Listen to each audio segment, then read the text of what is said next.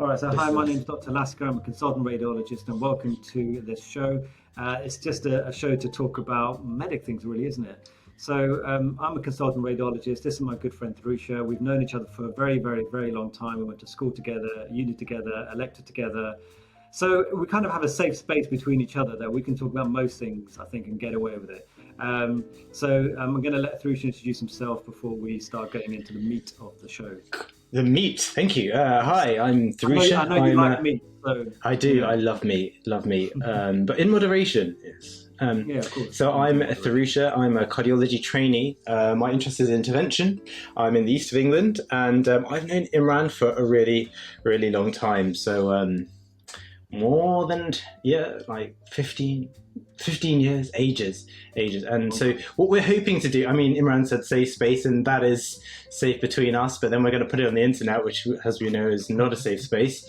And then furthermore, we're going to talk about topical stuff in medicine, stuff that interests us, but in particular stuff that's going on in social media, which we know is pretty much just a hornet's nest, isn't it? But anyway, we're hoping that the stuff that we talk about is stuff that you'll also find interesting. So hope you enjoy this. Cool. Okay, so what happened this week? What's happened this week on MedTwitter? What have you noticed? Yeah, let's give our two completely uninformed bozos. What do we think about the stuff? Well, the first thing that we thought we should definitely talk about is Imperial medicine, because no podcast about medicine could possibly not talk about Imperial, right? Did you see that? Honestly, I didn't know anything about this. I just saw it pop up on Twitter. You've heard of Imperial, though, right? You know about Imperial. I tried to. I'll be honest with you. I wanted to go to Imperial. Me too. I did. Me too. Yeah, did you? There you go. So we both wanted to go to Imperial. I did the interview. I flunked the interview. I didn't flunk the UCL one. I got into UCL, and I'm grateful I did. But it could have easily gone the other way around. I could have easily gone to Imperial. What do you think would have been different about you if you'd have got into Imperial? I probably would have failed more exams. Okay. I heard they're quite Anything hard. else? Do you think you'd have been a better medic? Do they make better medics, do you think, Imperial? Does Imperial make better medical students? Doctors. As the years have gone on, I'm not convinced by any medical school making better medics than other medics. You know what I mean? I think, I met someone from St Andrews. I met someone from Cambridge. I met, you meet these people and they. Well, you met one person from each. Is that it? Well, no. You just meet people from different places, and half the time you don't even remember what med school they went to. Cross your mind. True. Does it really matter? I don't think so. Does it make a difference to your overall career? Probably not. I'm not convinced. I'm not convinced by any of it, really. Yeah. But so what do you think about all this beef that's going on Twitter? Well, that's the thing. I didn't know there was any beef. Genuinely, I never even knew that someone would be. I mean, I know there's a joke, you went to Queen Monkeys. Have you had that one, Queen Monkeys? No, that's terrible. But it's terrible. I know, but I remember someone saying something about Queen Monkeys, and I thought, that's kind of funny. And then someone said, okay. Well, maybe not. That's such a UCL thing to say. Oh my god. Yeah, and then someone talked about Gimperial, and I thought, that's kind of funny. Yeah, that's kind of funny. But I never thought much more of it until this tweet that I saw, and I think we talked to each other about it, and I was like, wow, I didn't realize people were so negative. Because to me, going to Imperial was a cool thing. I wanted to go there at some point in life. Yeah, I did. So what is it? People don't. I mean, the whole thing was people being fairly disparaging about this perceived level of arrogance from Imperial, isn't it? I think so. The originals, that tweet thread or whatever was people talking about Pace's practice or something, and how someone from Imperial saying, OSCEs are so difficult. Imperial, or the standard so high that basically it's kind of the level of Paces. So I think that's where some of the animals, because people are like, what? Is that where it came from? Okay, so just kind of not really knowing they're feeling like their standards of med school is as big as a membership exam. Is that what it is? Is that where this come from? Yeah. So, I mean, from what I gather, it sounds like, I read the tweets and stuff, and it sounded like the overall impression of an Imperial medic is a hyper-competitive, difficult people. Have I got that right? It's the stereotype. No, but that's what the tweets are talking about. And I was like, okay, well, you know what? I'll be honest with you. When I read those things, I thought, well, that's just being a habit boy, isn't it? Being someone from Haberdashers at school. And by the way, we both went to Hab, so I can say that. But Yeah. for a long time, I used to be slightly embarrassed of saying I was from Habs because people used to be like, "Oh, right, don't like people from Habs." All right, Yeah, that's true. fair Actually. enough then. So like when they're talking about that from Imperial, I thought, okay, well, I've lived that life, but from a Habs point of view, so what's the big deal? Um, I don't know. Have you felt like there's any truth in what they're Maybe worried also. about? Like, No, well, you know, like, as you say, I think you get knobs from all kinds of medical schools, don't you? yeah, exactly, I right. think the one that kind of gets me is the kind of people pot shotting Oxbridge as well. Like, oh, they don't know any people skills and stuff. That stuff is just so easy. You know, it's when people come out with stuff like that, always gets me. But I definitely felt. I mean, whatever. Like, I didn't really think, as you said at the beginning, like it's really difficult to really tell people apart. You know what like. There's so many people I met, and I'm like, wouldn't be able to guess what medical school they went No, to. exactly. I mean, the thing is, like, when you're going into medical school, you think, oh, I've got to go for the biggest, baddest med school there is, right? And you kind of Yeah, rank them in your head according to yeah, what your friends are telling you and everyone else around. You're looking at these tables, like, okay, I've got to go there. But when you come out, it's like we all end up with a DR in front of our name. We all do the same jobs, right? And no one can really tell, like, And if you know a little bit more than the next person, it doesn't mean that you can't learn it later. It's not like a big deal. yeah. I just don't really see, like, if I could go back, I probably would have gone to, if there is such a thing as a chilled out med school, I would have liked to have gone to a more chilled out med school because I did feel like, personally, I felt that UCL was a little bit full on sometimes. And I felt so some individuals at med school, and maybe it's across all med schools, I wouldn't really know, but I found that some of the UCL people were really, really difficult, hyper Yeah. competitive I think people. you probably get people like that everywhere, don't you? Well, exactly. That's the point, right? So if someone's saying that Imperial Medics are like that, well, I would have thought, well, so are UCL people. I met UCL Yeah. people like that. Like, what's Yeah. the difference? I But guess it's a bit of a shock, though, isn't it? Like, you think, like, medical student, like, I remember being quite shocked, like, amongst medical students, coming across, like, people behaving selfishly or whatever, or, like, I'd be like, oh, but you wanted to be like a doctor, though. Isn't that yeah, because don't you want to, like, I don't know, be nice to people, like, help people and stuff? So why are you a penis? Like, why? I agree. I agree. I mean, but that's the thing. Like, that's when you start to realize that people are all in this for different reasons, right? Like, some of them Yeah. are nice people, genuinely. Like, sometimes you meet someone that is so genuine, nice. Think, how on earth, like, do you exist that you're that nice? But then Yeah. sometimes you meet someone that's so evil, like to the core of Yeah. their being. Is like, how do you exist? Like, how did you Yeah, convince yeah. someone that you want to help people? But they Yeah, do, but for different yeah, they reasons. become radiologists, don't they? So Yeah, we're pretty evil. But there you go. Like, people are always gunning radio. I gun radiologists too, but I don't. yeah, You know what? I think it's just like, I think a lot of this is just being quite young, and like, if someone guns you out for the med school you went to, it's like, so what? Who cares? yeah, And maybe it's just because that is, interestingly, when I was doing the care of the elderly ward stuff, I remember when I used to ask patients, like, how old are you? And they used to come out as random ages. Like, some of them used to be like, I'm 50. It's like, there ain't no way you're 50 if you're sitting on this ward, yeah? You need to wake up. And then I asked him, is that what you tell them? like, in my head, I was like, what are you talking about? But I asked a consultant, like, why are these old people getting their ages wrong so often? And he was like, actually, there was a study on this. Don't comment any studies. I don't read studies. But, she was telling me that a lot of the time people attribute their age to the most recently big thing that happened to them in their lives. So I thought, actually, that's kind of true. Like, I felt like I was 24 for a long, long time until I got married. And then suddenly I got to be 28. And then I felt like I was 28 until I suddenly had a kid. And then, oh man, I'm like 30 something.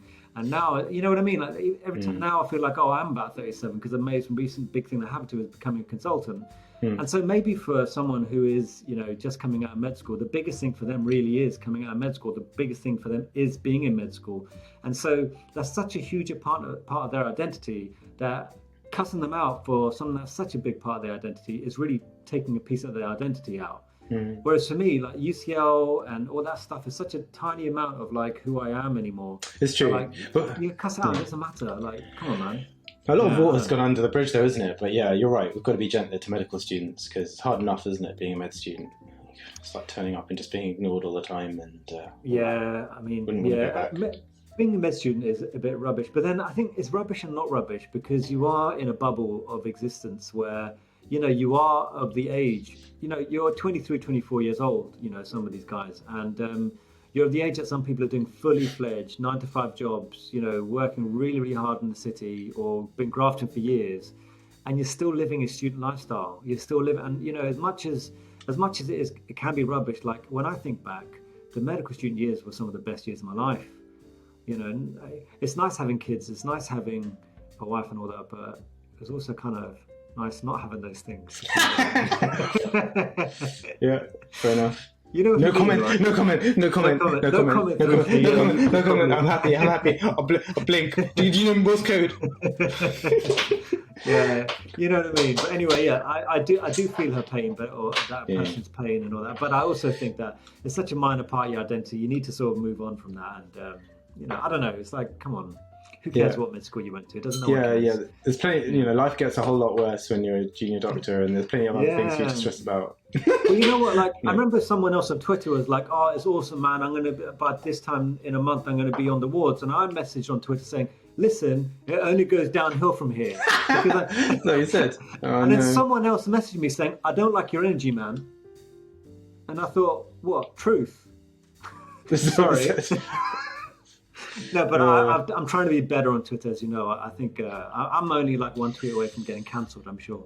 Okay, so I think fine. So you want to move us on? Yeah, well, I don't know. I mean, is there something else you want to say? Like, I feel like for that girl or guy who feels like that, no one cares. In the long term, it doesn't matter. Just, you went to Imperial. I think that's Imperial. A good thing. Look, yeah. Bottom line is, Imperial's an awesome medical school. We wish we went there. We didn't, and they're probably just all jealous of you. Yeah, man. And the likelihood is you're going to be an awesome doctor, regardless of what us bozos say on the internet.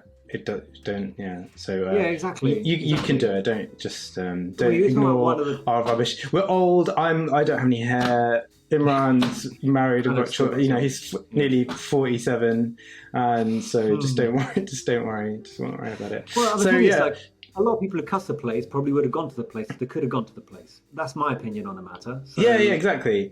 I just think people are just jealous, aren't they? And that's the only reason I can think of cussing a place like that, personally. Yeah. Yeah, totally.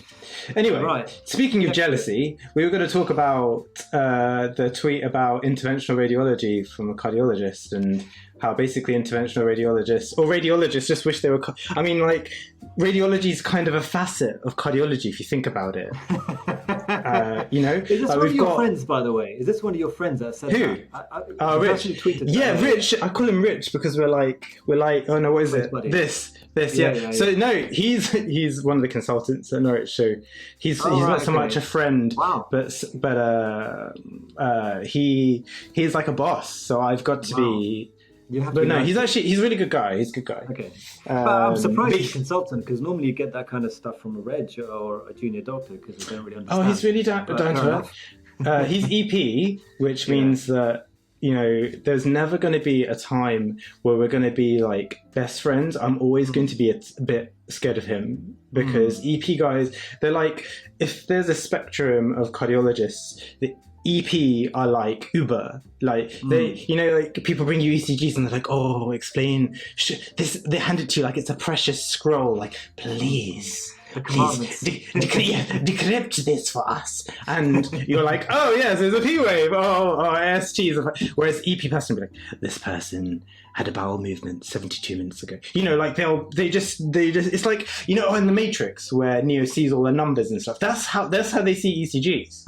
And so yeah, seriously, mate. So this Rich is like that, and so I mean, as nice a guy as he is, he'll always give me the heebie-jeebies. But anyway, I'm getting sidetracked. So he made a tweet, didn't he, about what is the point of it? No, interventional radiology. What is the point? And there wasn't so much a cuss on interventional radiology, actually, right? It was more like, shouldn't people be doing their own procedures, basically? Yeah. What do you think about that? You've obviously got an insight.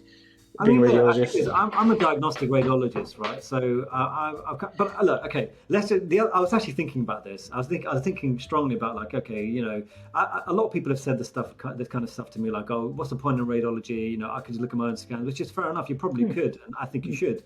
But It's like I had this. I was thinking to myself, like, could you imagine, like, if suddenly they'd said to Imran, all radiologists, you need to go home. We just don't need you. And I'd be like, huh?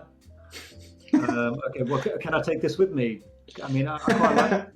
Can I take it? It's the only thing I talk to in my day. Can I take it? It's like otherwise I have to talk to my wife and kids. So if I take this, Oh, mate, yeah, but yeah, take that. I suddenly thought, like, okay, fine. Let's say we all left, right? We all left, right?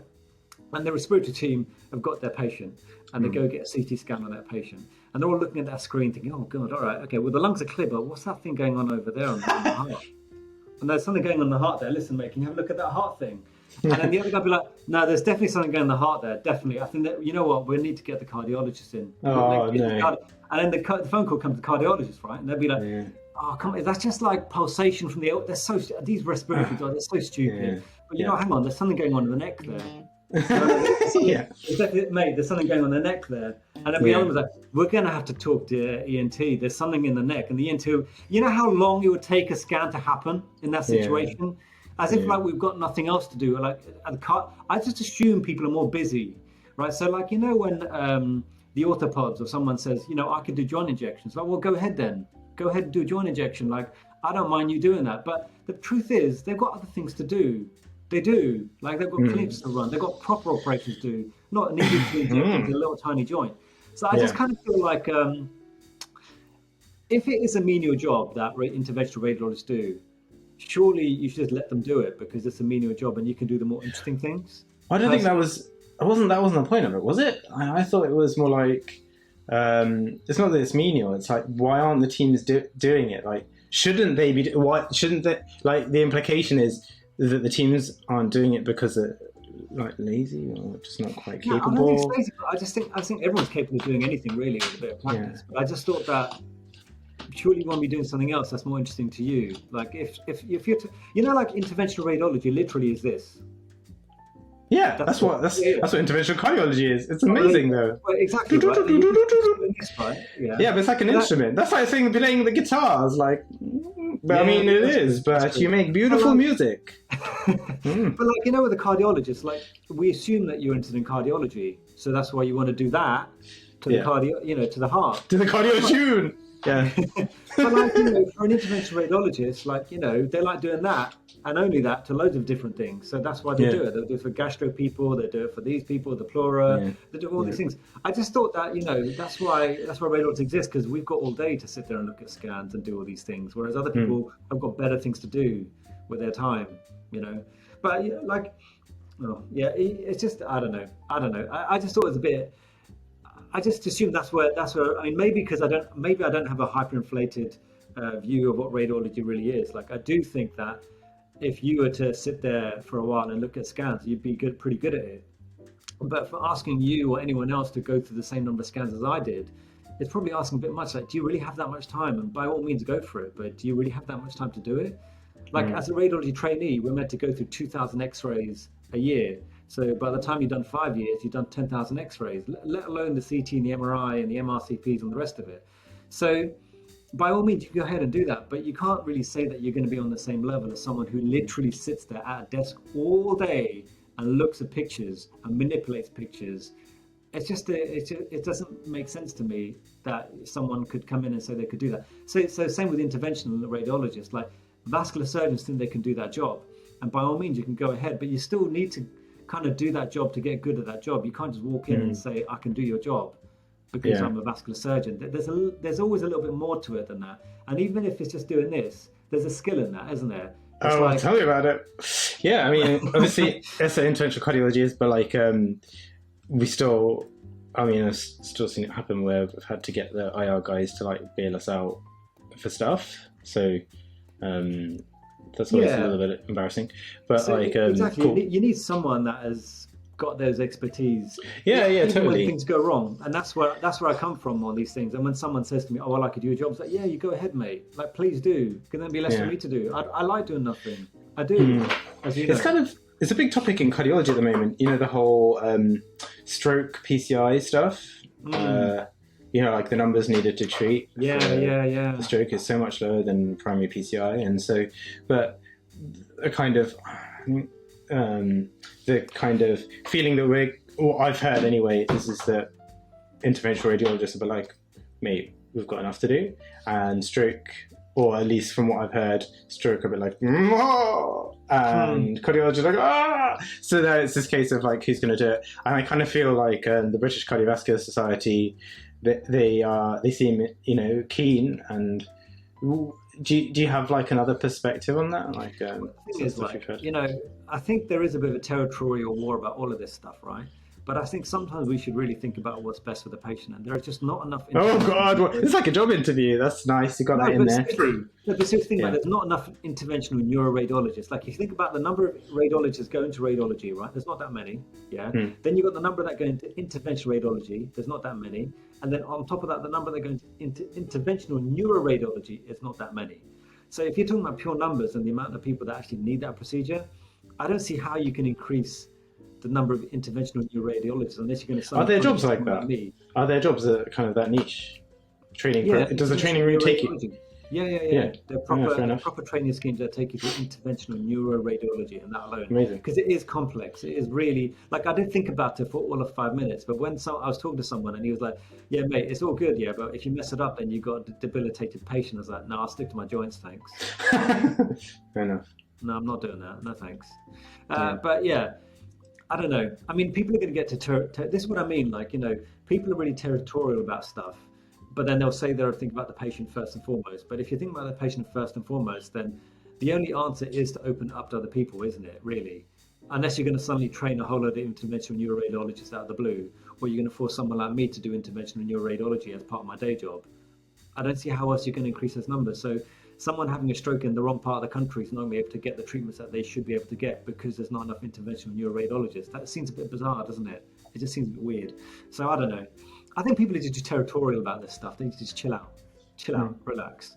So what do you think will happen? Do you think it will be a case that they do train up more, or they do force intervention, or do you think cardiology will do it? Do you think stroke will do it? Or do you think it'll be all of the above? Or?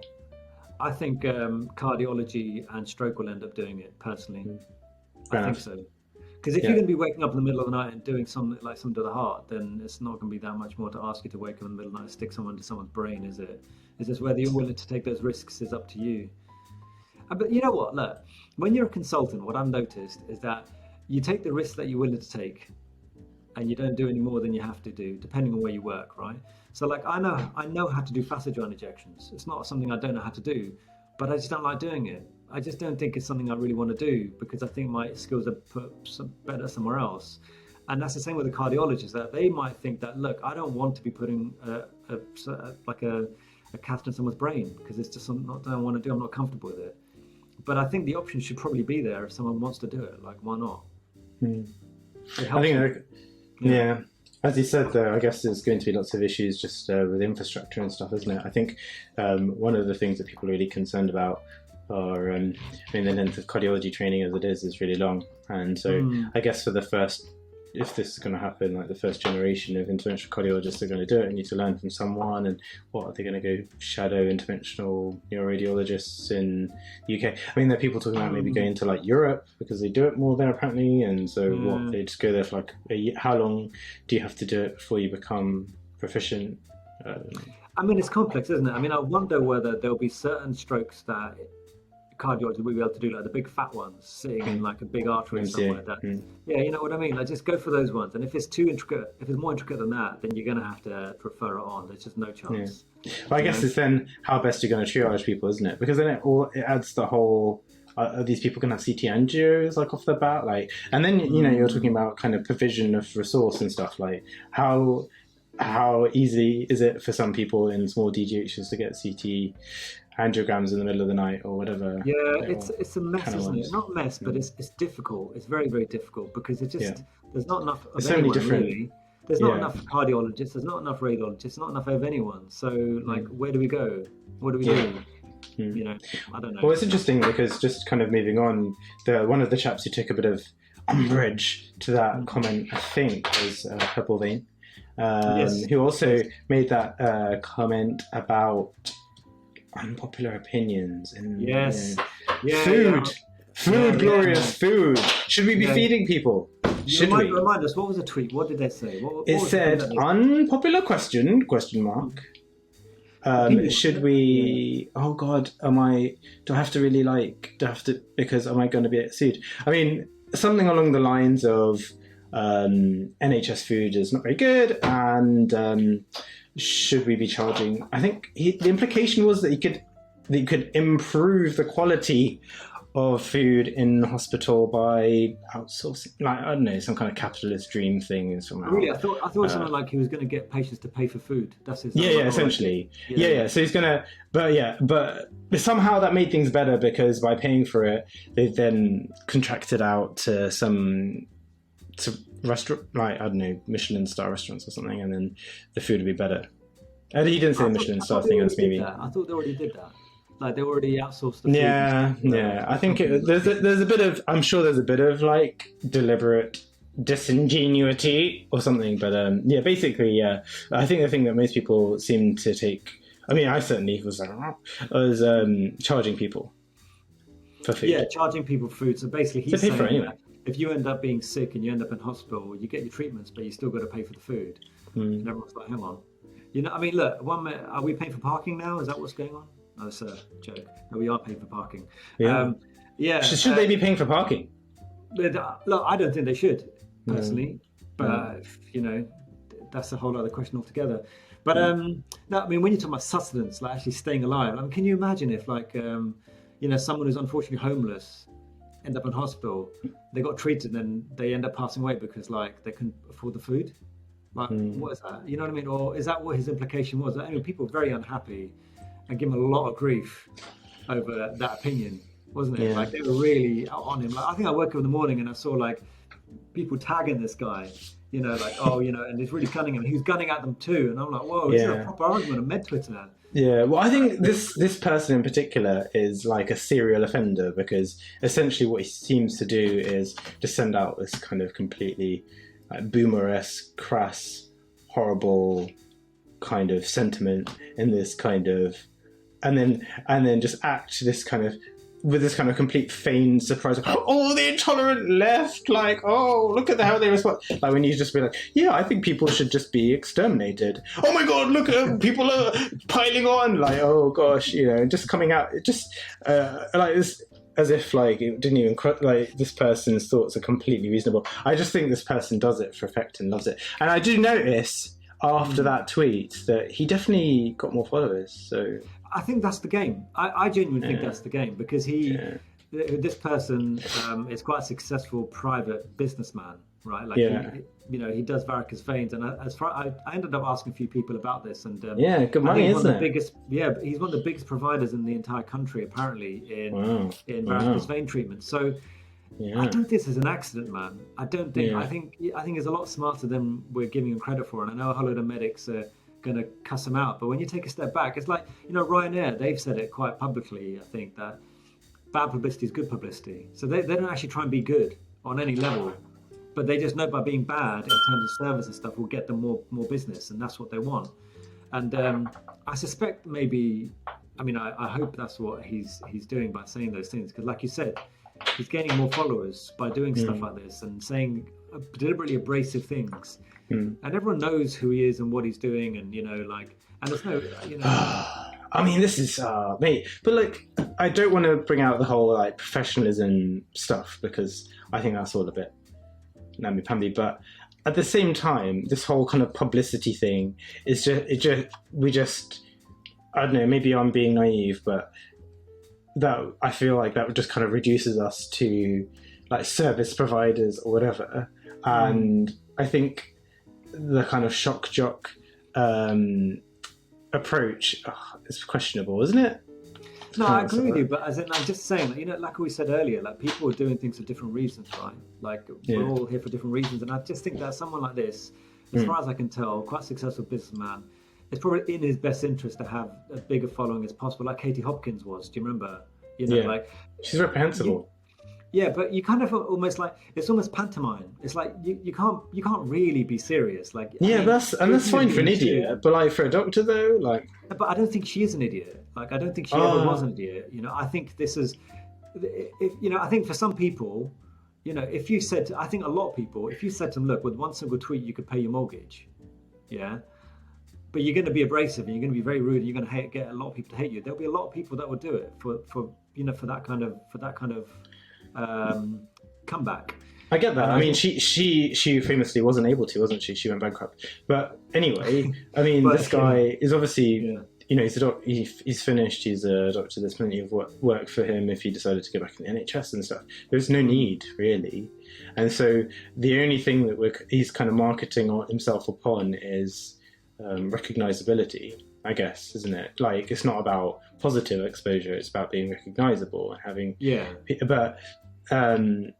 We know that there's guidance about bringing just repute to the profession, and so there has to be a line somewhere. I mean, the guy said what he said, and whatever. Like, I don't think he should be reported to the GMC or whatever. But I do think that taking the line of, it's to get more business and whatever. He's a businessman, whatever. I'm not sure that quite cuts it for us. Like, there should be there should be some kind of I mean, there is a level of acceptability in terms of how we're supposed to behave. Surely, well, I mean, I don't know. I agree, but I mean, look, from his point of view, I'm not saying it's right what he said. Not at all. I mean, I've never promoted that, but I'm just saying, like, from his point of view, I think he might be doing it for different reasons from the vast majority of people that are out there. Like, this is not someone that we're talking about that is going to come in early and stay late because he wants to. I'm not saying, like, this. It's a businessman. This is a business person we're talking about. They're going to be thinking differently. They're not going to be thinking about playing a different game. Exactly, playing a different ball game. Level. But anyway, when you're on that level. Anyway. Yeah, sure. In the same vein. Nice. Yeah, I like it. I like it. Natural. That whole what's this? So, pulse oximetry business. We've discussed it briefly. But what's that? What's the game is that person playing? Do you know? Did you see any of the tweets? Or do you want I'll be honest with you. Yeah. I thought it was an April Fool's, and I've fallen for plenty of April Fool's. It was an April Fool's. I was like, come on, same. Right? Yeah, it's not. It's real. This person's real. 28 followers. It's like, it's a bit like that. When they had that social media uproar about, there was a paper that was about going into vascular surgeon social media accounts, females, and looking at the appropriateness of what they're wearing and whether they're drinking alcohol in the pictures. Do you remember that? Yeah. And it's just like, when something's so far gone, it's like, how do you get through? Because when you try and get a paper, and not that I've done much of this, like, you assume someone reads it before it goes through, and someone on the other end, someone reads it, right? Like, that's what happens. There's multiple people that read it before it gets to, print. So, like, how would something like this get through? Like, how did that happen? Like, well, I think we should, just because... Yeah, fair enough. I think we should probably say, just for some of the people who might not have seen this stuff, that essentially this refers to pulse oximetry, and we know from data that's over 10 years old that the way that pulse oximeters work is that they shine light through your skin and establish your stats that way. And so if people are nail varnished or have dark skin, we know that the readings are less reliable. We've known that for many years, but most of the data that we have is on white people, and there doesn't appear to be much of an impetus to change that. And I guess that is an example of structural racism, in that white people are generally seen as prevailing people. I mean, obviously they are in the UK, but there isn't an energy to expand that. And so there's a paper in the New England Journal of Medicine basically outlining that, and I think it's brought into particular focus with a disproportionate number of people from Black and minority groups who have died because of COVID. And then this person has written a letter basically along the lines of saying that talking about structural racism is, essentially not good science. And so one person argued on Twitter, which I thought was really interesting, to say, because I was like, how amazing is it to get a letter published in the New England. You could take New England Journal of Medicine. That's amazing. You could take that to the bank. You could put it on your CV. It looks awesome. It doesn't matter what it's about. Like, he could be like that purple vein dude. I mean, if that got in the Lancet, it doesn't. Yeah, that is amazing. Like, oh, I got in the Lancet. What was it on? Oh, don't worry about it. But I mean, that's what that person's. Yeah, you don't worry about it. It's good, but it's in the Lancet. And so that's what this person's done. Like, and even though it's utter like tosh, like the house is just nonsense. He's in the new, and so some people have said, well, maybe they published this letter to be like, look, everyone, and then gave the authors an opportunity to like and just take it down. But I'm not sure that's cool, because that letter's there, and he can still be like, yeah, I wasn't, there I was. But you know what? Like, I did actually meet a Reg not so long ago, and his entire game was to try and publish the most ridiculous things possible. And I was surprised at the amount of rubbish he was able to get through into big papers. And so, for example, one I think was like, I might be quoting it wrong, but maybe something happened to Chuck Norris or something. So I did a Google search of like the Chuck Norris effect and how many people would start to look into this particular disease that this person had got based on the fact that the celebrity had got it. And all he did was take out these graphs and just show that around the time that this famous person got diagnosed with this problem, the Google searches went up. That was all it was. Oh, amazing. That's very cool. Got it in. To where? The New England Journal of Medicine? No, I think he was trying to work up to that eventually. Like that's his game. Oh, really? He's worked up. He should have just been a white apologist. That would have been. Yeah, exactly. That a much easier way to get yourself published in a magazine like that. It's been interesting, isn't it? So we've had a lot of interesting things. I feel like Twitter is just one of those things that just keeps giving and giving, doesn't it? Like I feel like I've been on Twitter for a long time. Like I think I signed up in 2012, 2011, but I did very little with it, And then I think as you've seen, Tharusha, I've been pretty active in the last 6-7 months. Memes. Yeah, memes. Meme machine. Meme machine. Yeah. I have to make money off memes. But the thing is, you must have noticed like the cycle that Med Twitter operates in, which is that, and I'm totally sucked into it. Like I'm not looking from the outside. I'm well inside it, where this stuff will happen, and then you're outraged, and then someone will say something horrible, and then people will be like, oh, outrage, and quote tweet and all this kind of back, and then the person will be like, oh, this is a pile-on, you guys, I just said that thing and you just piled on me, oh my god, and none of the stuff that they ever said ever gets addressed, and then they move on to the next thing, oh, cardiologists and donuts, oh, that again, oh, cardiologists are dicks, the kind of cancel accounts and all this stuff, it's not I mean, this whole cancelling thing, does that really happen that much? I don't know. People. There was that guy that didn't you say? You told me that there was a guy that said something like there was something about being sexist, like someone. And then it was something about that composite something or comportment. Oh yeah, that guy. Yeah. Didn't you tell me that he cancelled his account? He cancelled it or deleted it. Deleted it. But you know what I mean? Is that cancelled? That's what you do to yourself, though, isn't it? You delete your own. Nobody. Well, maybe they deleted it. Due to pressure, isn't it? Pressure. Like I say, I'm one meme away from something like that happening, isn't it? Well, it depends, mate. Like the thing is that if people are, it's like there's that phrase, isn't it? When you're driving to work and everyone else is driving like a wanker, and then you get to work and everyone's just being a complete dick to you. Then maybe it's not everyone else that has the problem. Maybe it's just you with the problem. And so, when like that person came out with that stuff, literally everyone, including me, was like, ah! And it's amazing. Like UK Twitter, like, ah! And then like 12 hours go, and then US Twitter, like, oh my god, those guys in England, and then they come in, and oh my god, and then like this guy is just completely just slinging stuff, like and then I could see his follower count was going up, and I was like, oh, this guy loves it, and he changed his bio to be like, doctors are horrible and stuff. Yeah, but in the end he deleted it. But I think he just doubled down. Twitter's a weird place. Like I'm getting used to it. It feels like like me and you could be having a conversation right now, right? Right. And then someone else just jumps in and be like, hello. Yeah, that's true. That's what it is. That's what? Yeah. Now the best thing.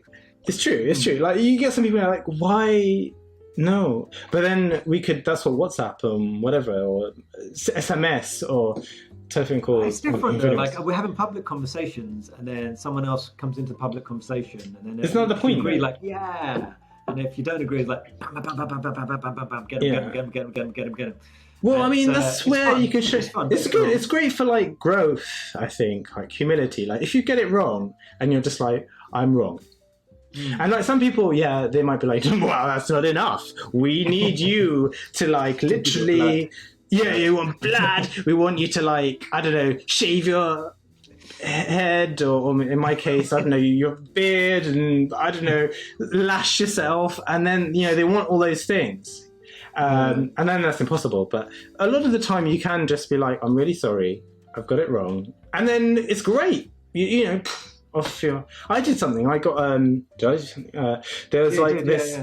my brother, he was applying for his F1 jobs. I'm really proud. He obviously has finished medical school, and by proxy, but still, like, he's my little brother. So I'm like, yes. Anyway, so he's applying for jobs, and he sent me this link to like how he's ranking them, and it looked like it charges you. This website charges you for like your to find out more information. I was like, what? The foundation program are like charging you to like find out basic information? Oh my god, this is a scandal. And I tweeted it, like being like, this is a scandal. And he's like, actually no dude, that was just a website that I was using that helps you organize your... And I was like, oh. So then I was like, oh, do I delete that? Because I've said stuff that's wrong. Do I delete it, or do I reply to it being like, oh, this is... because otherwise it looks like erasure, like I'm trying to hide what I did. And I was like, oh. So literally I did have to think quite hard about it, because I was like, and maybe that's, I can imagine like somebody like, oh, they're so woke, it's just, you're just obsessed with being woke, oh my gosh, what, you're just insufferable. But just want to do stuff right, and want to be an account where people are like, oh, actually, that guy, he checks his stuff out. I think you did a very good apology in that. Thank you. I enjoyed the apology so much, I showed it to my wife, and I said, look, this is a good apology. Are you joking? Well, that's... No, I did. Because I thought it was slightly... I might be wrong here, and maybe I read into it incorrectly, but it was slightly comedy. Oh yeah. It was good. It was good. I'm an idiot. I mean, I might as well laugh about it. But like, I think the people, that guy, the comportment guy, if he'd have been like, oh yeah, you know what, I have no idea what I'm talking about here. I thought I was being helpful. I see I got it wrong. Really sorry. I'm not going to comment anymore. Goodbye. Have a nice day. Muted it. Posh. Nobody would just... But, like, he just kept, like, that's a hornet's nest, like... And maybe, like, no, everyone should have been like, oh, just, let him get on with it. But I guess, like, it was like that person... he wasn't following her or whatever, so I don't know how he got... But, like... He just kind of jumped in the conversation. Yeah, jumped in. I was like, dude, like, who cares? And I think there's that whole thing, isn't it, about mansplaining. Yeah. To be quite conscious about it, man. Like, opinion's not always that welcome. Well, I feel like I have grown as a person being on Twitter. A bit more, ask yourself a few questions that you'd otherwise ignore, that you know exists and stuff like that. And you know what? Like, I think the other day, to this effect, I think the other day I did this meme, and I was a little bit worried, should I do this meme or not? And I did it anyway to see what happened. And it was a man stepping on some dog poo. And he lifts up his foot, and it said, and I changed the one underneath his foot to be your referral, to implicate that I've stepped in your rubbish referral, which is essentially the same as dog poo. Nice. And I think some foundation doctor replied, calling me like you're a bitch, basically. Oh right. And did they actually call you a bitch? Or? Yeah, but they had this little meme and said, you know what you are, and then they said you're a bitch. Right. And it was quite a funny meme. It was a little dog like looking at me like this, and I looked at it and I thought, well, hang on, who are you? I don't know who you are. Where did you come from? So I looked at his NF1 or something, and I was like, hang on, you can't talk to me like that. I'm a consultant. And I thought, actually, dude, chill out, man. Like, I'm not really. Yeah, it's all right. So then I messaged him back. So that's actually really funny. That's really good. Thanks. But, that's good. But I think, but you know what I mean. Like, I think if you do go into, hello, there's someone in the background. Hello. Hey, yeah. Oh, yeah, Nicky baby. I can see that. There's food and weed everywhere. Oh dear. Oh great. Yeah. But you know what? I think I quickly caught myself, because yes, I'm a consultant, and sometimes I remember that, but I try and get over that quickly as I can. I remember that, like, get over yourself. It doesn't mean that much. Just no one cares. And I could have been like, you can't talk to me like that. But I think not everyone's got that insight to realise that you can't throw your weight around. There's no point. Yeah, I think that's it. I feel that they're very, very senior. No, that's very astute. I like it because Twitter's a kind of a leveler, isn't it? It should be a leveler. But yeah, exactly. So you can take a beating from an F1. Why not? But Or like, you can't do that. or patients, members of the public. Yes. And I think it happens, doesn't it? And that's what we're careful with. Yeah. But like we've got, and you know, yeah, I mean, I think about that a lot. But like, we have to be human as well, right? Yeah. What was that phrase said? To be human, to err. Yeah. I don't know. I made that literally. That was bad. It was good. It? It was very, very good. It was very good. Anyway, Cool. I better go because. Yeah. So I think it's been a good week on Twitter, and hopefully we'll do more of these and go on back to it. And I think if we don't have much on Twitter, we will. We've grown, haven't we? We've grown. We've grown from what, and so like we're hoping that maybe hope you've grown too from watching us. Yeah, and you could find Tharusha on his Twitter handle and me on my Twitter handle. And if anyone does listen to this, I would like to know. That'd be great, wouldn't it? Yeah. Maybe send us a meme telling us we're shit or not. Or you stepped on my referral. Yeah, you stepped on your podcast. It's terrible. Should have just stayed like. Yeah, that would be good. All right, cool, man. All right, man. Well, it's fun. It's fun anyway, even if it's just us. All right, cool, man. Good night. All right, man. All right, speak to you soon, yeah? All right, bye.